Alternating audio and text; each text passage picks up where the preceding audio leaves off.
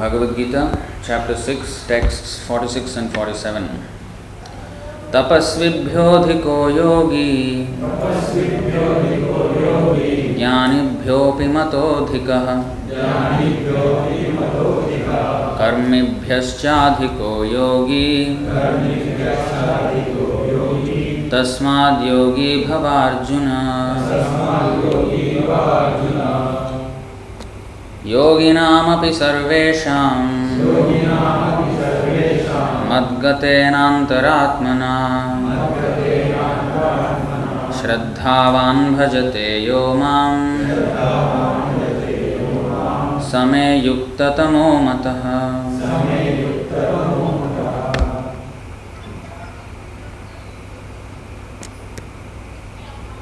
Tapasvibhyah, than the ascetics.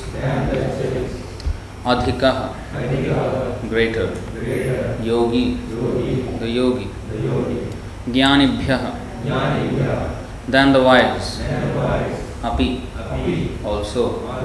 Matah, considered. Adhikah, greater. Karmibhyah, than the fruitive workers. Cha, also. Adhikah, greater. Yogi, the yogi. Tasmat, therefore. Yogi, a transcendentalist.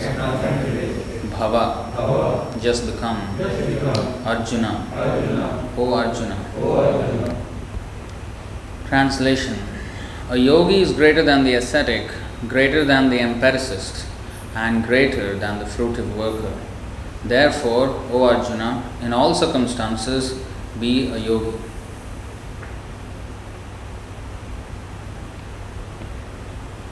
Please repeat. A yogi is greater than the ascetic, greater than the empiricist, and greater than the fruitive worker. Therefore, O Arjuna, in all circumstances, be a yogi.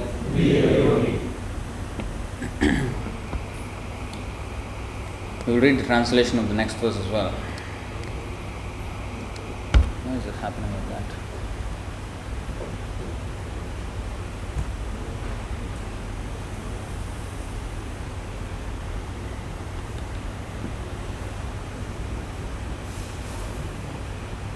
This camera is playing some tricks.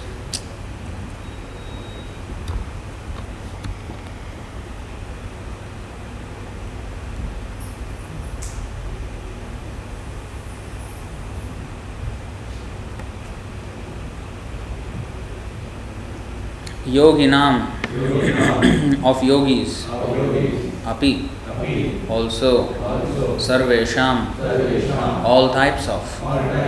Matgatena, abiding in me, always thinking of me. Antah Atmana, within himself. Shraddhavan, in full faith. Bhajate, renders transcendental loving service. Yah, one who. Mam, to me, the Supreme Lord. Sah, he. May, by me. Yukta Tamah, the greatest yogi. Mata, is considered. Translation. And of all yogis, the one with great faith who always abides in me, thinks of me within himself, and renders transcendental loving service to me. He is the most intimately united with me in yoga and is the highest of all. That is my opinion. Please repeat. And of all yogis, the one with great faith, who always abides in me, thinks of me within himself, and renders transcendental loving service to me. He is the most intimately united with me in yoga and is the highest of all. That is my opinion. So when Krishna says it's his opinion, that becomes a fact. Our opinions are our own opinions. each of the 7.8 billion people can have their opinions. But when Krishna says, that's why it's my with a capital M, that matters. So that becomes fact. So, and who is Krishna? Krishna here is defined in the last verse of the Bhagavad Gita. Why his opinion matters? Because he is the Supreme Personality of Godhead. Bhagavan Vacha, Shri Bhagavan Vacha. Yatra Yogeshwara Krishna. This is the first. So Krishna is defined here as Yogeshwara, who is the master of all yoga. He is the master of all mystic power. He is the originator or the origin of all mystic power. Janmadyasya yataha. Everything came from him. So he must be the topmost, not just yogi, but Yogeshwara, the Lord of all yoga. And yoga means to connect with this Yogeshwara, the Lord of the yoga system, who is Krishna. In fact, yoga means connection, as we know. Connection with what? Some people say connection between the body and mind. Or that is already there. Even a dog has a connection. The dog is thinking, I will eat this, and the body is going and killing that thing or eating that thing. So there is connection between mind and body in everybody.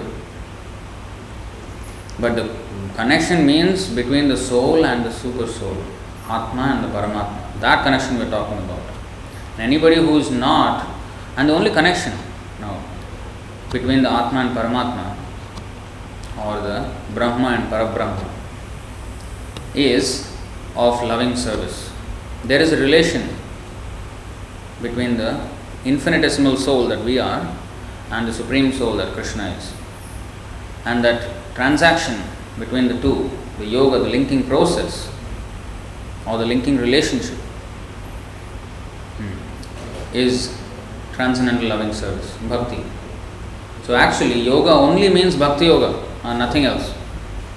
Every other yoga, like there is karma yoga, jnana yoga, hatha yoga, raja yoga, buddhi yoga.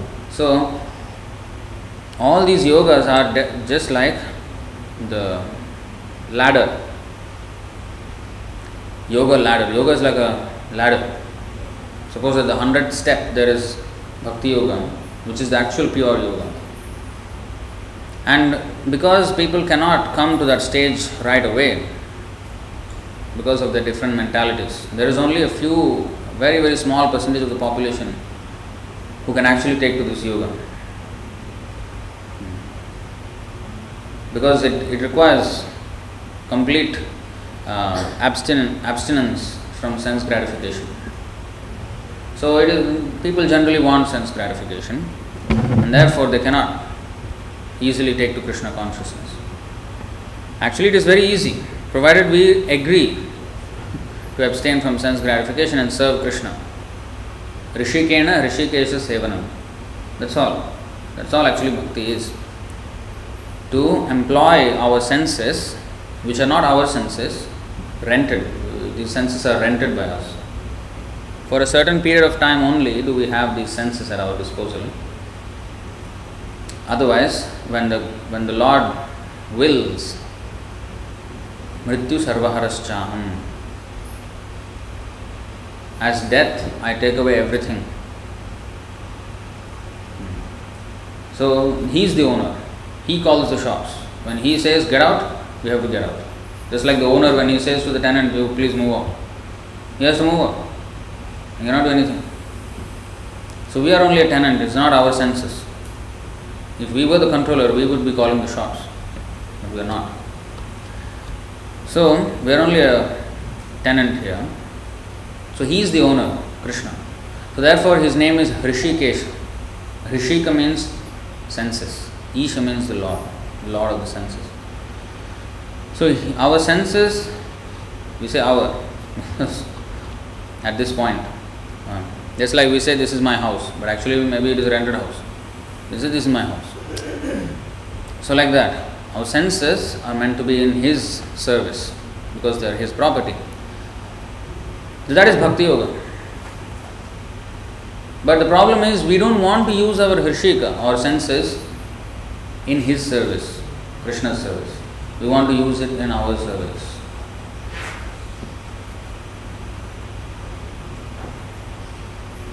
It is profitable when we listen to the class.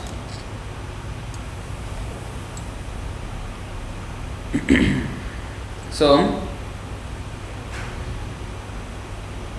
our senses are meant for his service, but we want to use it in our service.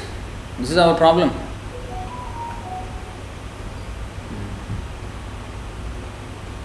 This is called sense gratification. We want to gratify our senses.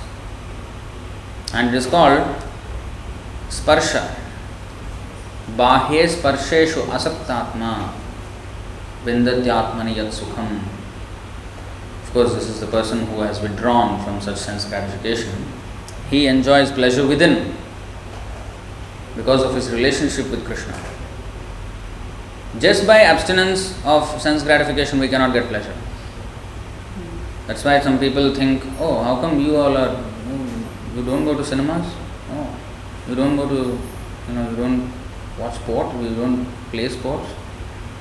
Then what is your life? You have no enjoyment. I think like this. But they do not know that these karmis, the sense gratifiers, they need such respite from continuous engagement in their work because it is stressful. And that's why they go to these things. But the devotee is so satisfied that why does he need a break from happiness? They need a break from their distressful condition and they want some, enjoyment. Relief actually. It's not enjoyment, it's relief from. See, when we are watching, say, a cricket match, the cricket players are earning something at least, materially. They are getting some salary for their playing. We are paying the cable subscription with money and we are paying with our time, which can be otherwise used for Krishna consciousness. So basically we are not getting anything, but we are happy for some reason. This is stupidity. Does it change our life in any way? No, it doesn't. It does not at all. But somehow we are just attached. This is called pramatta, meaningless, madness. So, even materially there is no profit. Anyway, material profit is useless. Even that profit is not there when we do these things. So it is an unnecessary anartha. This is called in Sanskrit anartha. Anartha means unnecessary thing. It is not necessary for our life. If we don't watch a cricket match, we won't die. Nobody dies by not watching a cricket match. So, we have to be concerned with whatever is minimum requirement for our body to be maintained. And the rest of the time should be used for self-realization. Understanding who I am, who is Krishna, who is God, and how is this material nature created, why are we born, why do we die. All these things, these are the questions, subject matters of inquiry for a human being. If he does not do this, he is actually he is considered an animal. In fact, we have shown the other class that is compared with different types of animals and also ghosts. If a person is not interested in Krishna consciousness, he is compared to a ghost even. What to speak of? The Jivan Chava, it is said. Jivan Chava means living dead body. Living Dead. I think there's a movie like that, The Living Dead. Horror movie. So we are actually living that horror. Who is a Jivan Chava? Shava means dead body. A living dead body. What is that? It means a ghost. Zombie. So, what is that? If our body is not engaged in Krishna's service, then we are a living dead body. In different ways it is described in different places of Bhagavad Gita, Srimad Bhagavatam. So to engage, to be linked with the Lord is called yoga. Yoga is not a fitness program. It is not a program where you just lose some fat, become flexible and attract the opposite sex. That's not yoga.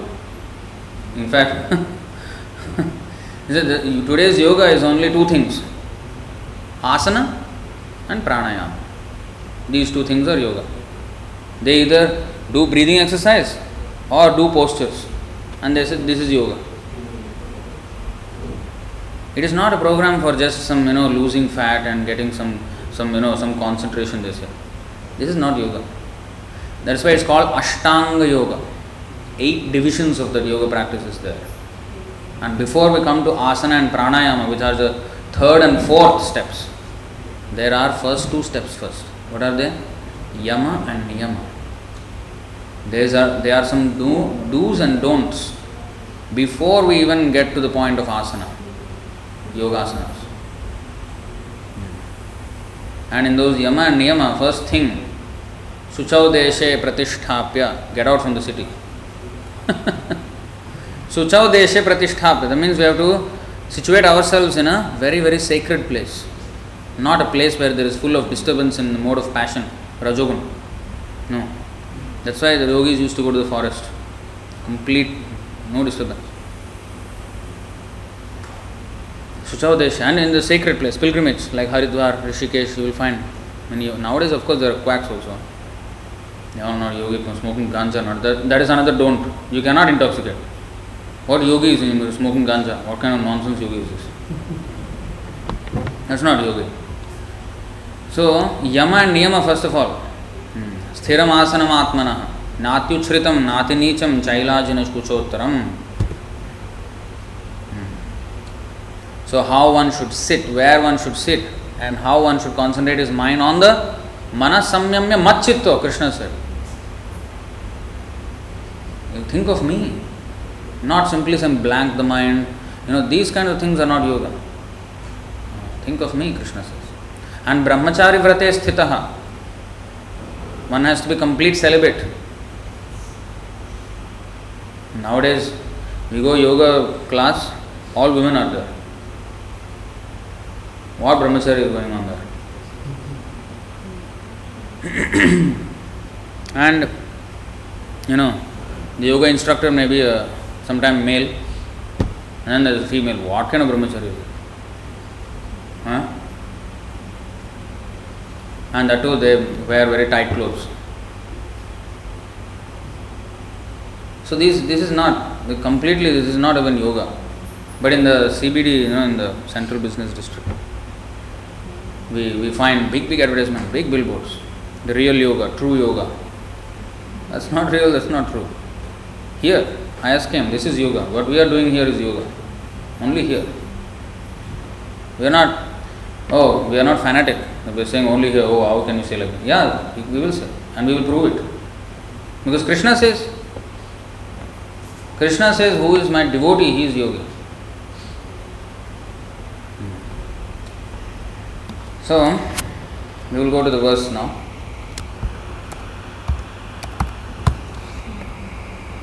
(646). So he placed the yogi above even the ascetic. Ascetic is that yogi we are talking about, who does this Ashtanga Yoga, all this yama, niyama, asana, pranayama, pratyahara, dharana, dhyana, samadhi. These are the Ashtanga, 8 parts of the yoga system. So, samadhi is the last, the highest attainment. Now, that ascetic who does all this tapasya, the yogi is higher than that. That means here when he says yogi, he is not referring to that yogi. He may be called hatha yogi, but even higher than that is this yogi. And that yogi is being described or defined in the next verse, which is devotee. So yogi is greater than the ascetic, greater than the empiricist. This is the jnana yogi. And greater than the fruitive worker, karma yogi or karmi. So, karmi means, fruitive worker means, he want to enjoy the fruits of his actions. Each of our actions are like a seed. And if we sow a seed and then, suppose a mango seed, and then eventually the mango tree comes, we want to enjoy the fruit of that. So, our labor, we are putting in labor so that we can enjoy the fruits of such actions. This is a fruitive worker who is of this mentality. And 99.9% of people are in this mentality. The empiricist means who logically tries to understand. He is a jnani, but he is not complete jnani. He has half knowledge. That means he at least knows that he is not this body. He understands logically, yes, there is some problem here in this material world, because the more we try to enjoy here, we will not be happy. So better I refrain from this. So this understanding a jnani has. So he wants to get liberated from this chain of karma. Because this chain of karma keeps us bound in this material world. Because when we do an action, in order to get or enjoy the fruit of the reaction of that action, we have to continue our existence in this world. So if in this life we can't enjoy the fruit, next life we have to enjoy or suffer. Sometimes the fruit is sweet, sometimes sour, sometimes bitter. So, empiricist, he understands this. He logically tries to understand, oh yes, I should not be engaging myself too much here, it's a waste of time. And the ascetic, he not only understands that it is a waste of time in this material world, but he engages in some spiritual activity. Tapasya. Tapo divyam putrakayena sattvam shuddhyet. So he engages in some tapasya, but still he doesn't have complete knowledge of Bhagavan, only until Paramatma level. Paramatma is same, Krishna, but it is a second class understanding of the Supreme Lord. Third class understanding is this jnani, Brahman. First class understanding is of the devotee, Bhagavan. So therefore Krishna says to Arjuna, in all circumstances be a yogi. Purport. When we speak of yoga, we refer to linking our consciousness with the supreme absolute truth. Such a process is named differently by various practitioners in terms of the particular method adopted. When the linking process is predominantly in fruitive activities, it is called karma yoga. When it is predominantly empirical, it is called jnana yoga. And when it is predominantly in a devotional relationship with the Supreme Lord, it is called bhakti yoga. Bhakti yoga or Krishna consciousness is the ultimate perfection of all yogas, as will be explained in the next verse. The Lord has confirmed herein the superiority of yoga, but he has not mentioned that it is better than bhakti yoga. Bhakti yoga is full spiritual knowledge and therefore nothing can excel it. As we have been mentioning, the yoga is like the ladder and the 100th step is bhakti yoga, which is pure, the actual yoga. But the other steps, because it is on the same ladder,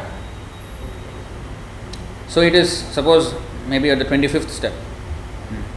So he is on the same ladder, but at the 25th step only. So that is called karma yoga.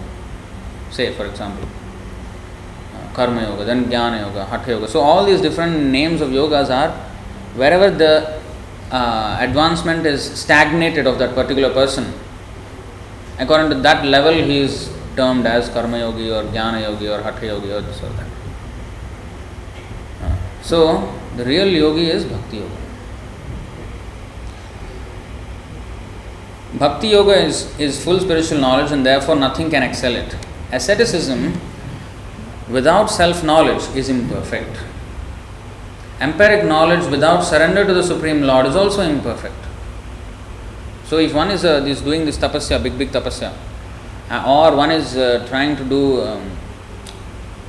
get this knowledge of the spiritual understanding empirically means just by using his logic.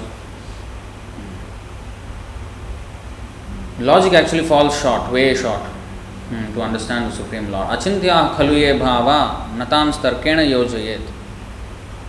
With our understanding, with our intelligence, with arguments, with debate, we cannot come to a conclusion about the real religious principles. We cannot. Because the Lord is achintya, inconceivable. But then how are we, having a form of His?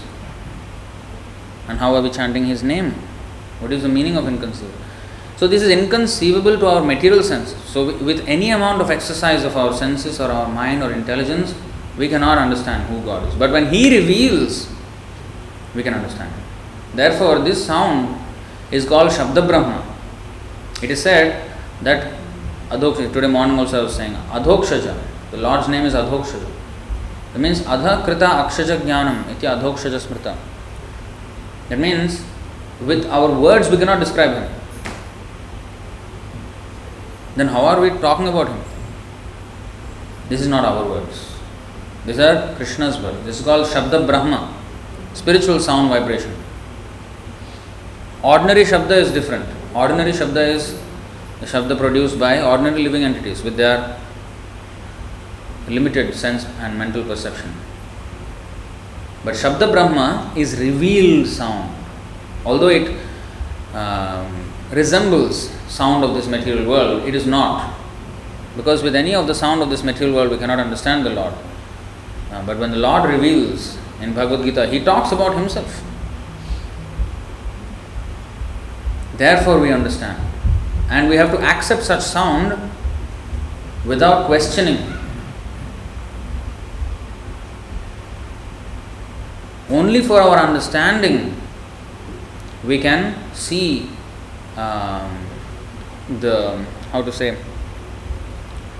reality of such statements. In other words, for example, Krishna says, I am the taste of water. Rasoham apsu kaunteya. He says, I am the taste of water. Now, our mental or intellectual strength should not be employed to find out if the Lord is the taste of water or not. No. Our intellectual strength should be employed in finding out how Krishna is the taste of water. Not whether or not Krishna is the taste of water. Krishna already declared, I am the taste of water. Now it is the intellectual strength we must only use. How is He the taste of water? Let us understand. So of course Krishna says all the 5 different Panchabhuta, Bhumi, Apa, Analo, Vayu, Kham, and then there is the Sukshma Bhuta, which is Mana, Buddhi and Ahankara. So these are all His Bhinna Prakriti Ashtadha, 8 kinds of separated material energies. And water is one of them. Apa means water. And He, in fact, the water is produced from His tongue. So the taste, the quality of taste that the water has comes from Him. There is more explained in detail in the Srimad Bhagavatam how water came into existence, how earth, water, fire, air, ether, everything came into existence. Which one came first, which one came second, everything. So we have to understand like that how Krishna is the taste of water. That's why it is said, idam hi pumsas tapasas shrutasya va svishtasya suktasya cha buddhi dattayo avichyuto artha kavibhir nirupito yad uttama shloka gunanuvarnanam. Our advancement of knowledge, this is from Srimad Bhagavatam 1.5.22. So there it is stated that with all our advancement, we should glorify the Lord. We should not challenge the Lord. The statements of the Veda, Shabda Brahma, are always perfect. So even if it contradicts our sensory experience, we have to accept them as truth. As I was mentioning in the morning, there was this debate. I think it had happened some 4 years ago on a TV show. Debate between scientists and so-called spiritualists. And there, one of the statements given by one so-called Swami, he said, we should scientifically evaluate the statements of the Vedas, he said. And if they don't prove to be true according to observation and experimentation, we should reject them. And he is a Swami from the Ramakrishna Mission. This is the understanding. We should scrutinize the statements of Vedas, and if they don't conform to our scientific so-called rules established because of our sensory perception and mental strength, which are defective, we have to reject the Vedic statements. We have to alter them. You see their understanding? They think their senses are very perfect. Whatever they see is correct. So many things we are seeing wrong.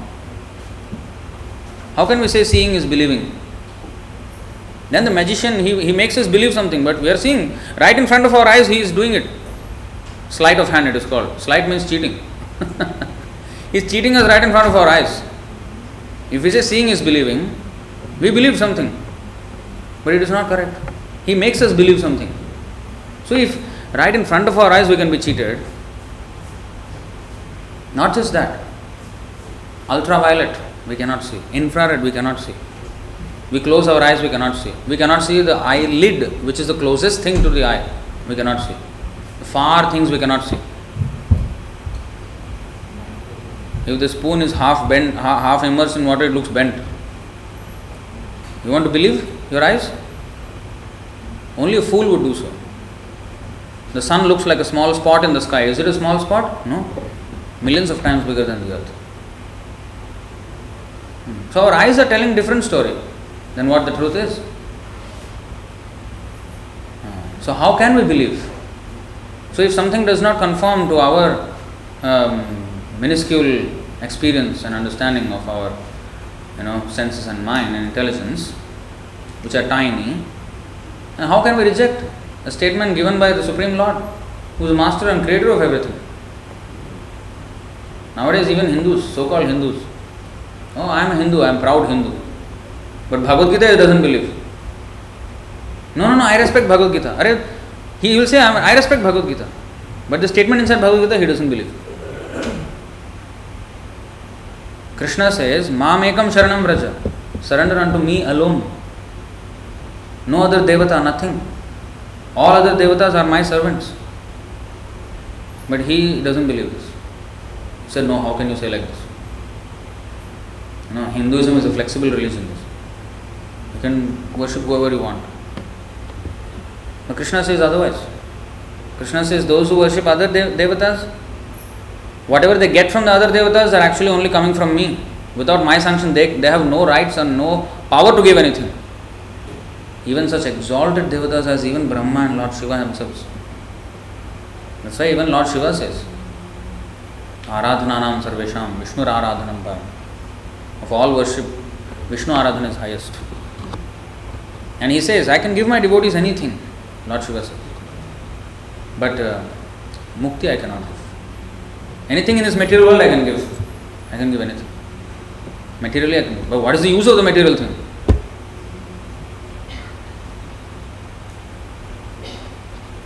These are the statements of Bhagavad Gita. Antavattu phalam tesham tad bhavati alpamedhasam.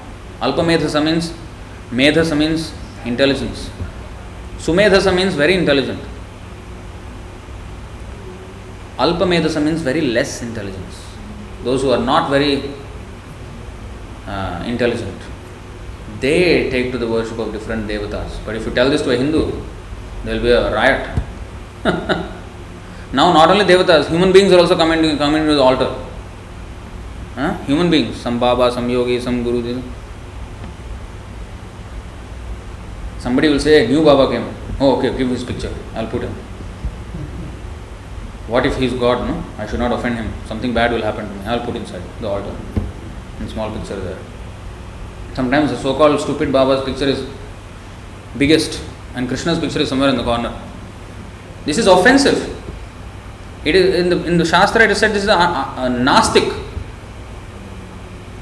This is an atheist who equates the Lord to the human being or even to a Devata.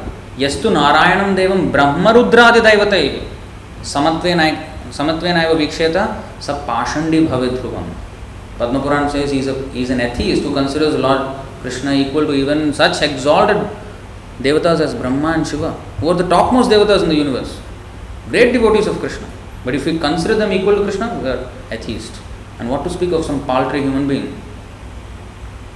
who is a cheater on the first place. This is our so-called Hinduism. We don't even know the name of our religion. The word Hindu doesn't exist in the Shastra. Where is the word Hindu? Who gave this word Hindu? Muslims gave. And we are actually, I am proud Hindu. Do you know that your only religion where the name of the religion is something foreign, not to be found in the Shastras of the religion? The word Islam can be found in the word Quran. The word Christianity can be found in the Bible. The word Hindu is not found in any of the Shastras. So this is not Hindu in the first place. This is Sanatan Dharma. This is for everyone.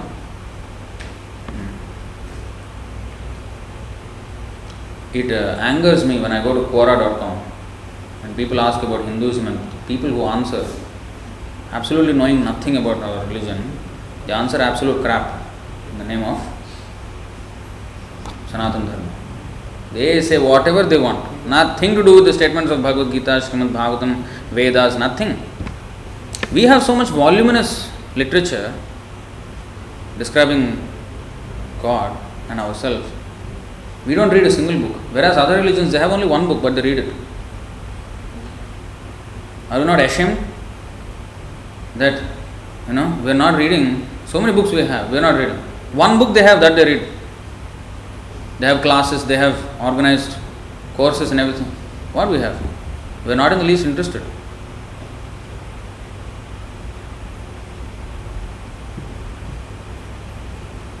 Our God is who? Shah Rukh Khan, Sachin Tendulkar. Now Virat Kohli. Used to be Dhoni. This is where our consciousness is, level of consciousness. And as I said, when you watch a cricket match or a movie, the movie actor is getting paid. At least he is getting some material benefit. We are paying, we are wasting our time, wasting our money watching these people, and these are our. And what we get in the end of the day? Nothing.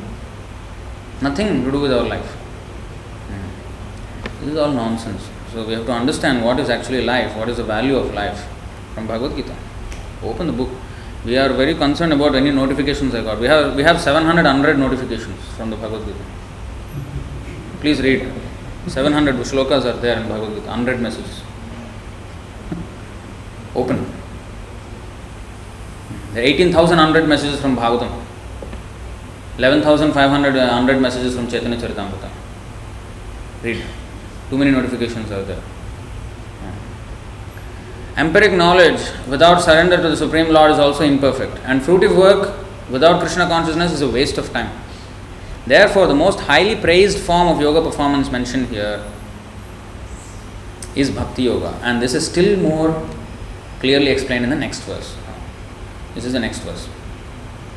Yoginam api sarvesham madgatena antaratmana shraddhavan bhajate yomam same yukta tamo mataha.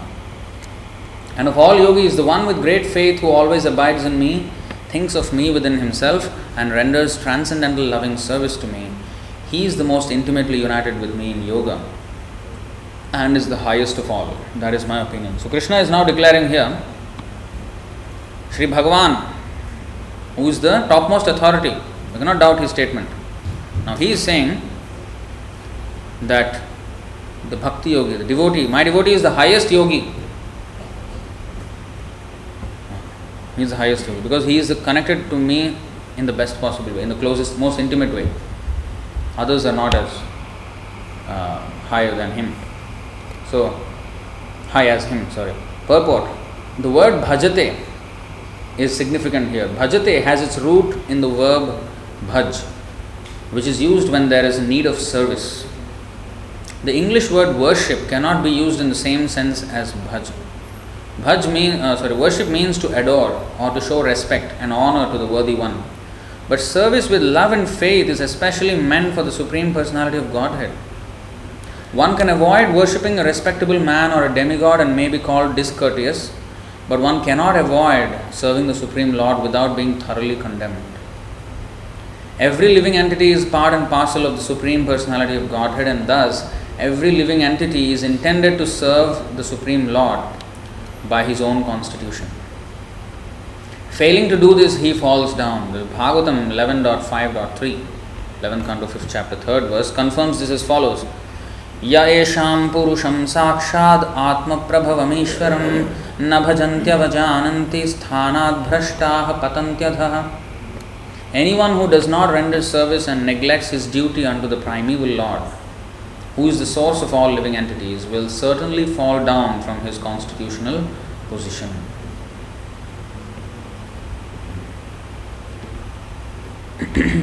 In this verse also, the word bhajanti is used. You see the word here? Na bhajanti avajananti.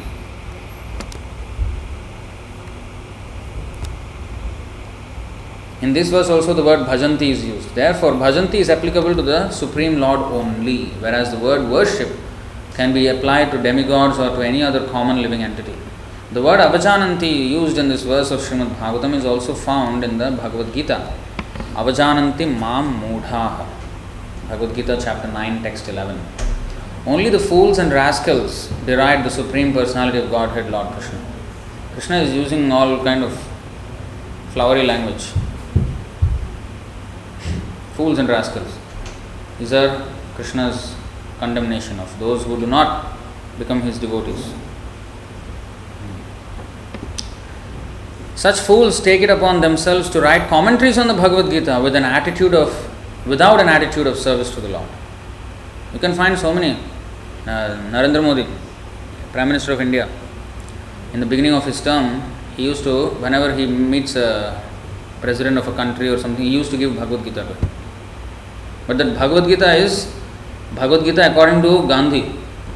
The title of that book is Bhagavad Gita according to Gandhi. That is not Bhagavad Gita, that is Gandhi Gita. It should not be according to me, according to you, according to Gandhi. No, who is Gandhi?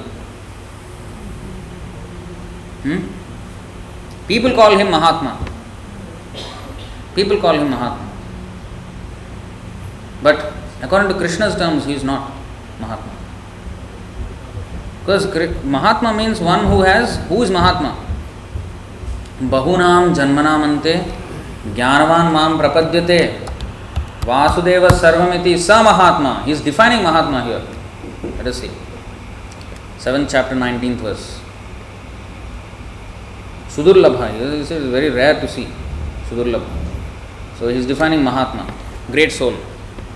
After many births and deaths, he who is actually in knowledge surrenders unto me, knowing me to be the cause of all causes and all that is. Such a great soul is very rare. And what he does, when he surrenders, after surrender, what he does? This is what he does. Mahatmanas, again Mahatma. Mahatmanas tu mam partha daivim prakritimāshrita bhajanti ananya manaso jnatva bhutadim avyayam. O son of Pritha, those who are not deluded, the great souls, the Mahatmas, are under the protection of the divine nature, Yogamaya.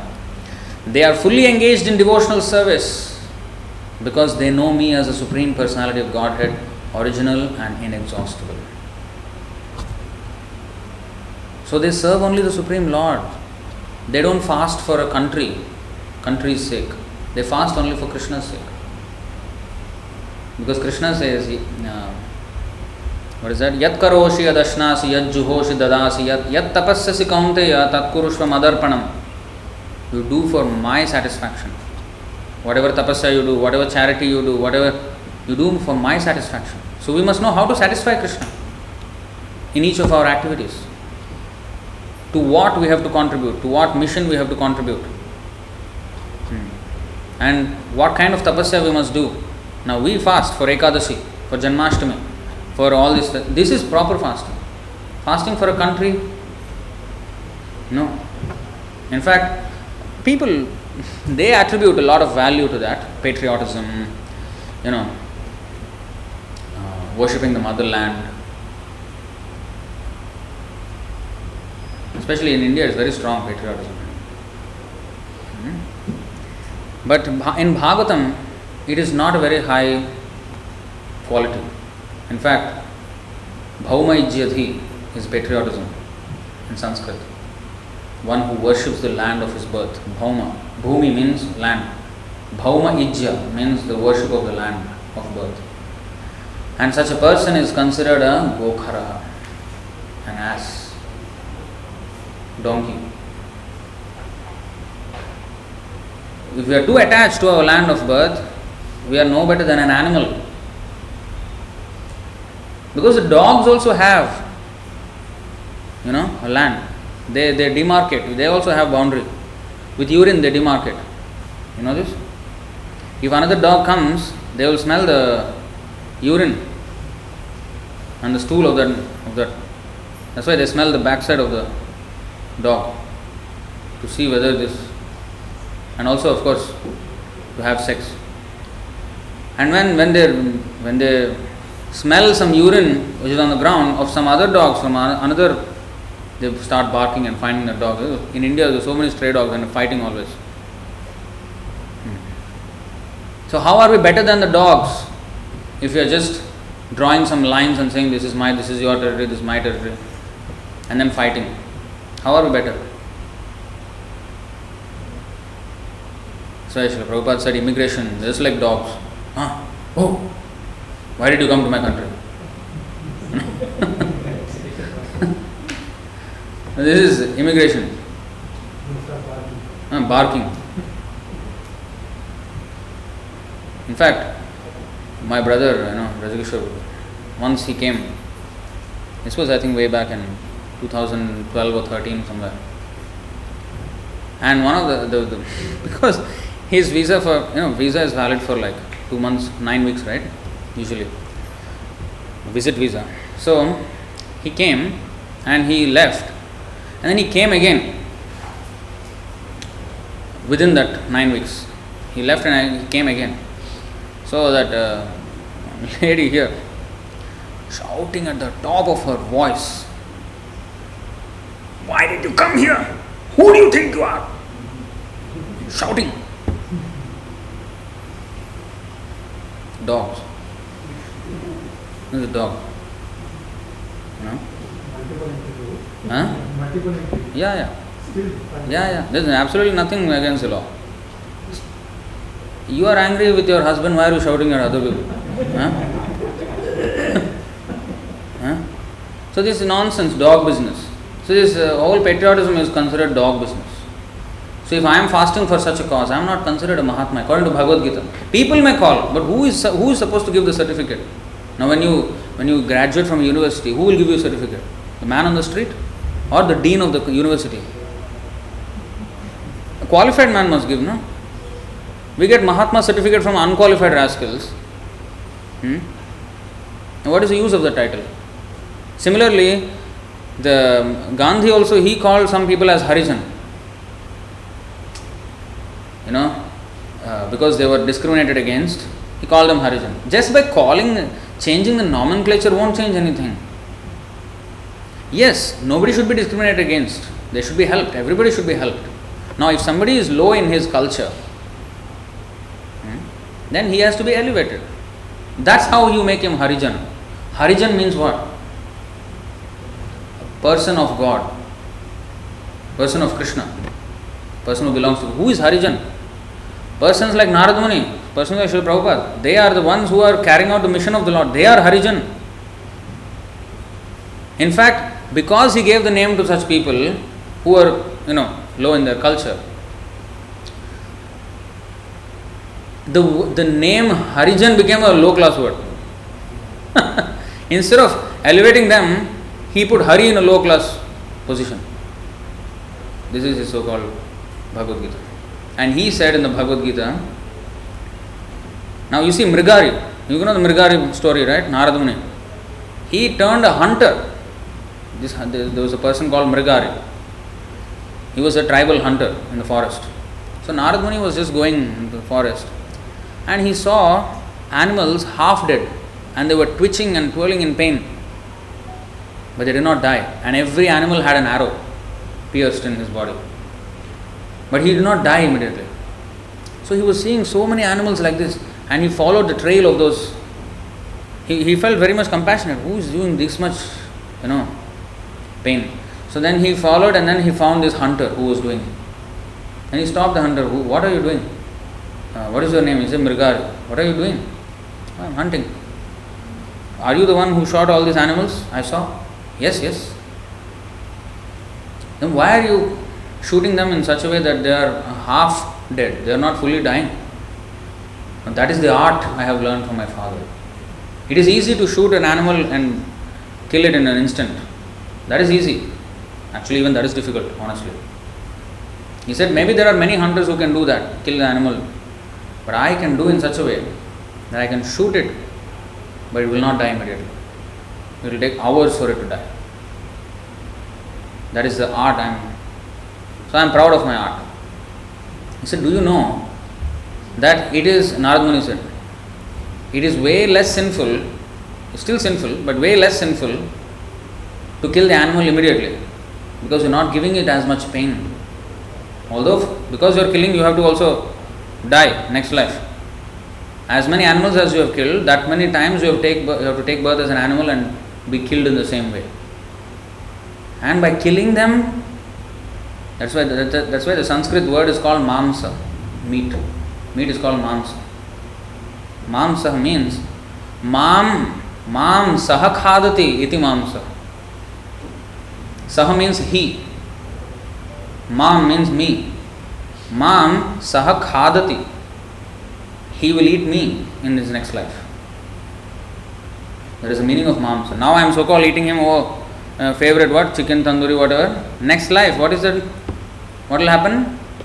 Mam saha khadati. He will eat me. This is the terms and conditions under which I am doing this.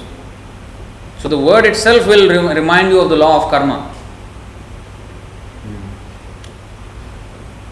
So he said this, and then Mrigari felt very bad. Oh, I will also be killed like this. No. This is too much pain. I don't want to go through this.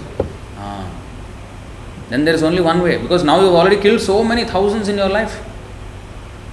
You will not be excused. Thousands of times you have to take this pain, not just once. Really? In the association of the sadhu of Narad Muni, his repentance came. Oh, then what can I do? There is one way. If you chant the holy name of Krishna, all your path will be gone. One stroke. But you should not repeat this. He said, you give up your bow, your dhanu. You give up. No, how can I live? How can I eat? This is my sustenance. This is how I live. I feed my family. No. I will arrange. Narad Muni said. We have to have faith in Krishna that he will arrange. He is arranging for the elephant 50 kilos every day. He cannot arrange for half kilo for us. So it is foolish to think that we cannot live. So, he gave up. Then he started chanting with his wife in his house. And then soon the news spread like wildfire that this great hunter has become a great devotee now. And people from all the neighboring villages and everywhere, they used to come and see him. Just like, when there is a sadhu, you come and see him. They used to come and see him. And whenever it is a custom that when you see a sadhu, you must bring something, some offering. So they used to bring rice, they used to bring dal, they used to bring vegetables, fruits, and so much so that he is too much for him now. So later on, after a few months, Narad Muni came to see how his disciple was doing. So he came to see him with his friend Parvat Muni. Parvat Muni and Narad Muni came to, and when he saw from distance that Mrigari saw Narad Muni, from his ashram he wanted to run to Narad Muni to fall at his feet. But as he was running, he saw some ants on the path, and he took out his cloth and brushed the ants aside so that they will not be stepped on. Then Parvat Muni saw this and he told Narad Muni, you are a touchstone. You have touched this Mrigari and he became great devotee that he used to half kill animals, now he doesn't even want to kill an ant. This is Harijan. Not simply change the name and say now they are Harijan. The Harijan word has become a hopeless word. So he has given a nonsense certificate to people, and people gave him another nonsense certificate, Mahatma. Huh? Yeah? It was given by the British. Who are they first of all? Exactly. They are Naratham. Naratham. In fact, where did they get the word from? Indians only. So they were doing all kinds of in sinful activity. What can they give certificate in Mahatma and all this? So, this is Mahatma.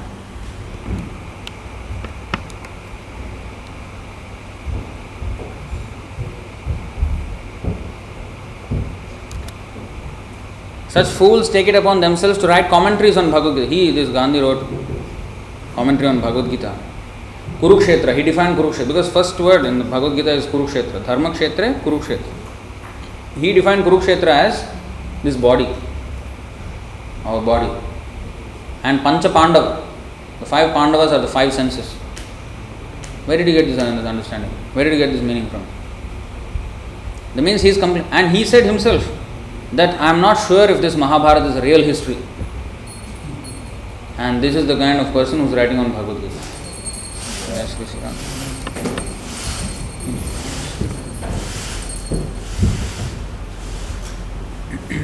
so they write commentaries. Consequently, they cannot properly distinguish between the word bhajati and the word worship. The culmination of all kinds of yoga practices lies in Bhakti Yoga. All other yogas are but means to come to the point of bhakti in Bhakti Yoga. Yoga actually means Bhakti Yoga. All other yogas are progressions toward the destination of Bhakti Yoga. From the beginning of Karma Yoga to the end of Bhakti Yoga is a long way to self-realization. Karma Yoga without fruitive results is the beginning of this path. When Karma Yoga increases in knowledge and renunciation, the stage is called Jnana Yoga. When Jnana Yoga increases in meditation on the Super Soul by different physical processes and the mind is on him, it is called Ashtanga Yoga. And when one surpasses the Ashtanga Yoga and comes to the point of the Supreme Personality of Godhead Krishna, it is called Bhakti Yoga, the culmination. Factually, Bhakti Yoga is the ultimate goal, but to analyze Bhakti Yoga minutely, one has to understand these other yogas. The yogi who is progressive is therefore on the true path of eternal good fortune. One who sticks to a particular point and does not make further progress is called by that particular name. Karma Yogi, Jnana Yogi or Dhyana Yogi, Raja Yogi, Hatha Yogi, etc. If one is fortunate enough to come to the point of Bhakti Yoga, it is to be understood that he has surpassed all other yogas. Therefore, to become Krishna conscious is the highest stage of yoga, just as when we speak of the Himalayan, we refer to the world's highest mountains, of which the highest peak, Mount Everest, is considered to be the culmination. It is by great fortune that one comes to Krishna consciousness on the path of Bhakti Yoga to become well situated according to the Vedic direction.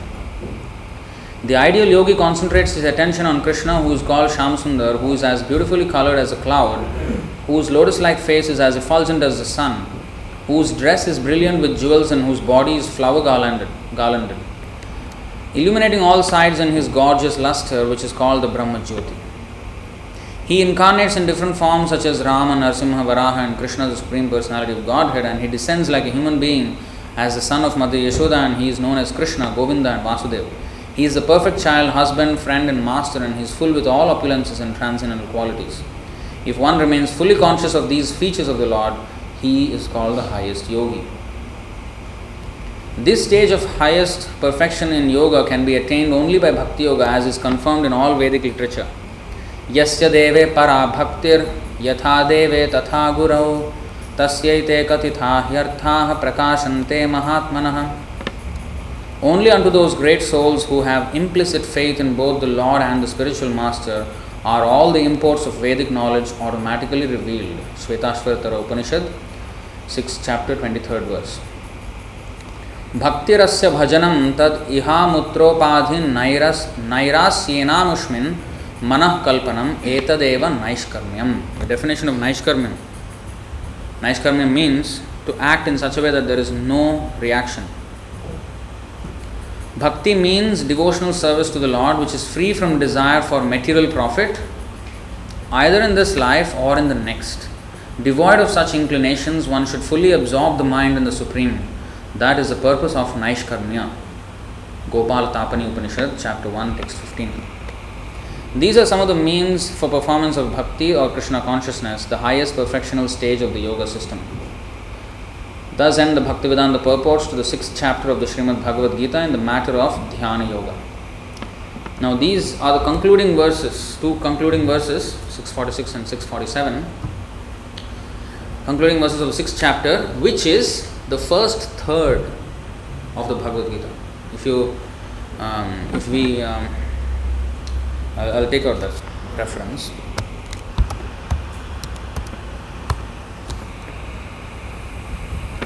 See here in the purport,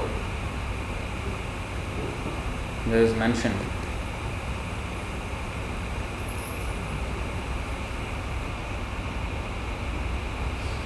the Bhagavad Gita has 18 chapters, you see.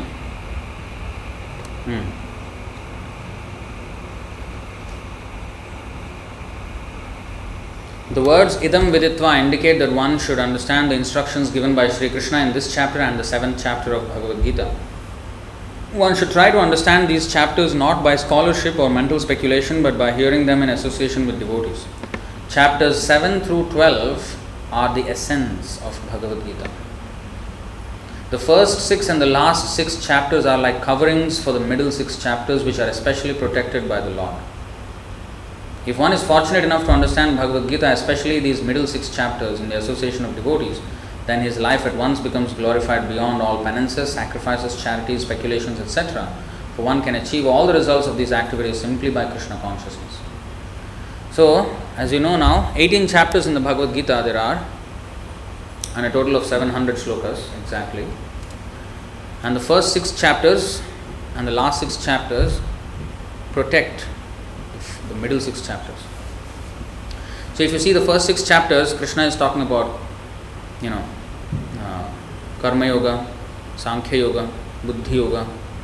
Buddhi Yoga is actually devotional service, but it becomes more pronounced from 7th chapter onwards. And you can already see it as we end the 6th chapter here.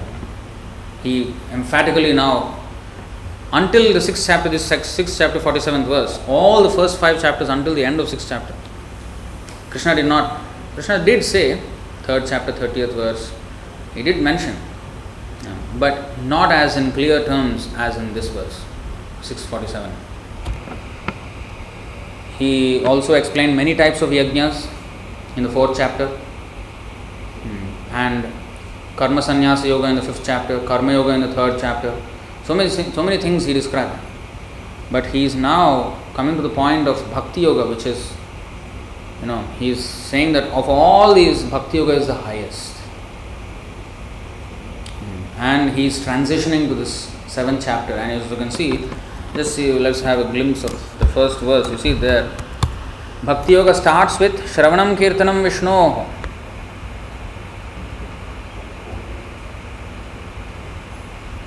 So how many lectures Prabhupada gave on 7.1? It's going on and on. You see, this is 7.1. Shri Bhagavan Vacham Mayasakta Manah Partha Yogam Yunjan Madashrayah Asamshayam Samagram Mam Yatha Gyasasi Tat Shrunu. Shrunu means hear. Bhakti starts with hearing. Starting here. So he is mentioning this pure Bhakti Yoga in the 6 chapters from 7th to 12th. And in the 13th again he starts with, Kshetra and Kshetrajna, the soul, super soul, and the body. And then he goes to the 3 modes of material nature in the 14th chapter. And then the Purushottam Yoga in the 15th chapter, which is again the tree of work. The Urdhvamula Madham Shakha, the tree of work, how to. And then 16th chapter, Daiva and Asuri Sampat, the qualities of the demons and the devotees. And the 17th chapter, the divisions of faith. Again, referring to the 3 modes. And then 18th chapter also you will find reference to the 3 modes. And then finally he concludes everything in the 18th chapter. And finally he says, Sarvadharman Parityajya Mamekam Sharanam Praja. He again emphatically at the end he concludes everything by saying, surrender unto me alone. Sarvadharman Parityajya. All dharmas you give up and surrender unto me, because this is real dharma. If you thought any other thing was dharma other than surrendering to me, you have been mistaken. Surrender to me. This is real dharma. Aham tvam sarva papebhyo moksheshyam. I will deliver you from all sinful reactions. We are all sinful. Otherwise, why we are here? We have been sinful either this life and previous life and millions of previous lives. So we have a lot of stock of result of sinful activity that we have to suffer from many lifetimes. And in each day, There is some statistics that psychological statistics that a person makes about 4,000 decisions in a day. It seems, on average. It can be very small decision, it can be very big decision, anything, 4,000 a day, without even our knowing. So when you do the decision and when you do something, we are sowing a seed of karma. We are sowing a seed there. Every day we are sowing 4,000 seeds means we wish each other long lives. I say many happy returns of the day. I think today is somebody's birthday, right? Some birthday. We wish many happy returns of the day. That means may you have many birthdays. May you live a long life. It is only worth it. It is only worth it if we are Krishna conscious. If we live a long life like the tree lives very, very long. Some trees live for thousands of years. Without Krishna consciousness, it is a useless waste of time, and not just waste of time. Each day of such a long life, we are sowing 4,000 seeds of karma, and those will fructify one day. And how many lives we have to take like that? Just imagine, see what we are doing. How much dangerous this is, business, without Krishna consciousness. That's why we have to become very strongly Krishna conscious. Not simply like, yes Prabhu, I will come Sunday, like church program. Sunday Mass, I will come and hear and go. Nice class, Prabhu. See you. What kind of program? No. It has to be serious. Every day we must practice. Even if we are not coming to temple, we have to, at home we have to practice. We are very serious about this. Because at the end of the day, at the end of our life, we have to remember Krishna, Ante Narayana Smriti. Because the last thought of our life is what determines our future. We want to pass that final exam of death, then we have to prepare well. An unprepared student cannot perform well in the final exam, right? So if you are not Abhyasa Yoga Yuktena, it is said that, because people say, Prabhu, my work is very busy, I have no time. Okay, so Prabhupada says in the 8.7 purport, Krishna says to Arjuna, think of me and fight. If we think we are busy, you know how busy Arjuna was? He was on the battlefield. I don't think we are as busy as Arjuna. If one moment of inattention, the arrow will just pierce his neck, he will be dead. One moment. And the war goes on from morning sunrise to sunset without stop. Only at sunset it stops, and then next sunrise again resume. For that many hours you have to have concentration like nobody else. If the boss goes a little bit away, I can just relax for a while. There is no such thing. And nowadays work from home, I can do whatever I like actually. But he is not work from home. He was right on the battlefield, facing not just ordinary, some useless fellows. He was facing Bhishma, Drona, Karna, Bhurishrava, Jayadratha, Duryodhan, stalwart warriors. No match. Pandavas were no match for the Kauravas. The strength of the Kauravas. Nobody could defeat Bhishma in the war. There was no personality on that battlefield who could defeat Bhishma. He defeated Parshuram also, his own guru. And Arjuna is nothing. He is a grandson. He is nobody compared to Bhishma. So, in that position, Krishna is saying, Mam Anusmara Yudhyacha. You think of me and at the same time you fight. What is this? That means, how is it possible? How is that possible actually? Let's come to practical terms. How is it possible that I can think of Krishna at the time and at the same time I fight? That is only possible with love. Only when a person loves someone, no matter what he is doing, he will always remember that person. In even the trying circumstance, whatever he is thinking, he still thinks of that person out of love. So you have to develop that love for Krishna. And Prabhupada mentions in that purport, 8.7 purport, 8 chapter 7th verse, that if we can't remember Krishna while we are struggling for our existence, what chance do we stand to remember him at the time of our death? which is way more than our current struggle, so-called struggle, we say. Actually, if we really evaluate our day, if we do an audit of our day, there is one motivational, what is that, some productivity, what is that, method, where they do time audit. So there is a sheet. Suppose morning I wake up at 4 a.m. 4 a.m. to 4:15, 4:15 to 4:30, 4:30 to 4:45, like this all the way until n. Maybe say 10 o'clock. So every 15 minutes. So before you even do some evaluation of what you are doing, first understand how you are spending your time. So they like this 15 minutes. So what did I do in this 15 minutes? Write down in 1-2 words, maybe a phrase like that. So do that for 2 weeks or a week and see where the time is going. This is something, there's a method like that. So actually, if we really evaluate, we do an audit of our time every 15 minutes like that, we will actually be wasting a lot of time. Some people may not be wasting. They actually may be fully engaged. But then the question should be asked where the priorities are. If I am very busy, suppose really they say, I have full job satisfaction, I am fully involved, immersed in my job. Some people say Elon Musk, he is very, rigid with his time. Maybe he likes his work. But now the point is it going to help him at the time of death? If he cannot remember Krishna at the time of death, he will become maybe a deer with Musk. Musk come from deer, right? Yes. There's a good chance. No, I'm not saying that he should become. Hopefully he doesn't. Hopefully he becomes a devotee. But apparently from what I understood, he is an atheist. So then I will become a deer with some musk scent, maybe.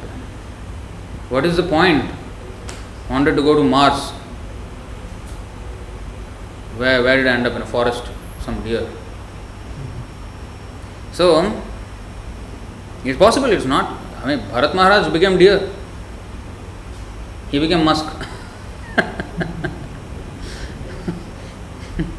So if we are very busy, if we don't have time for Krishna, we are living a very dangerous life. Very, very dangerous life. Because we do not know when the last moment comes.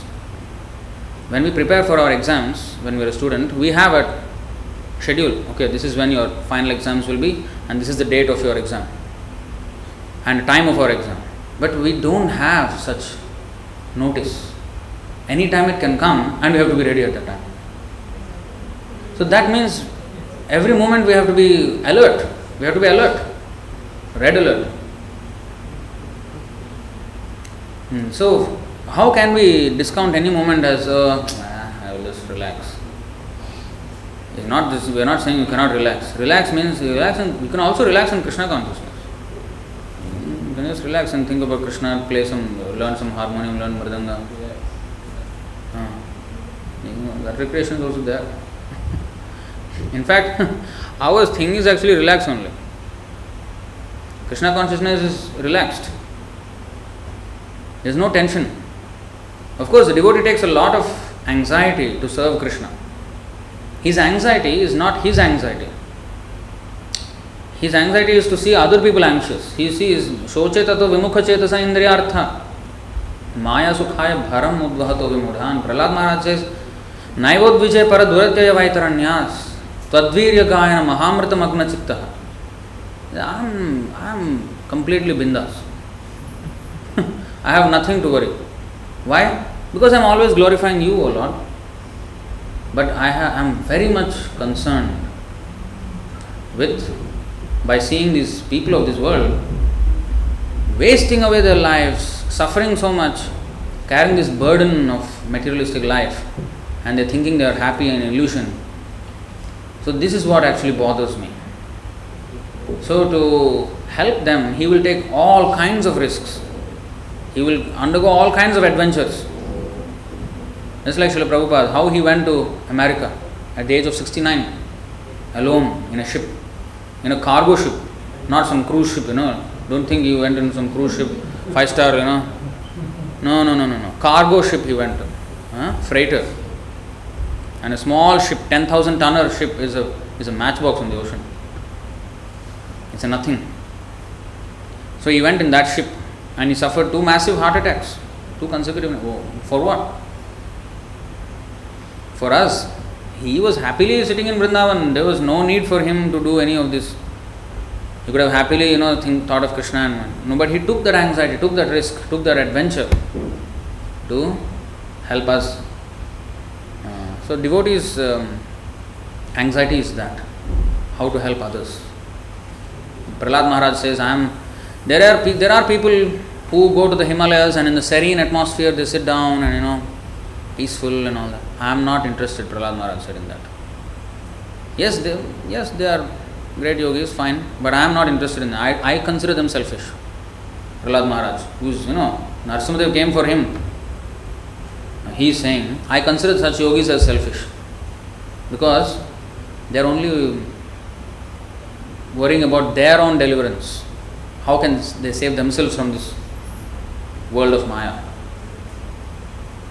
I want to be in the busiest part of the world so that I can reach out to more people and tell them about this process of Bhakti Yoga so that they can be saved from this turmoil of Maya. So that is the real attitude of a preacher. A preacher is not simply convert. Convert means you convert by quality. Save them from. They have converted themselves from servants of Krishna to something else now. Remind them that don't convert yourself to nonsense. You become servant of Krishna and solve all your problems. So that is real yogi. He does not only connect with Krishna, but he wants to make everyone connect with Krishna. Yoga means connection. That is topmost yogi. So I'd like to stop here. Any questions or comments on this topic? Anybody has?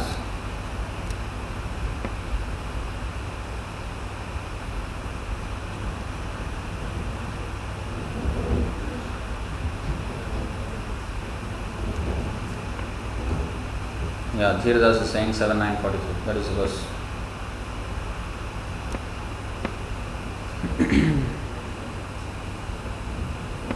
So nothing else. So Srimad Bhagavad Gita ki jai, Srila Prabhupada ki jai, Nitai Gaur Premanande.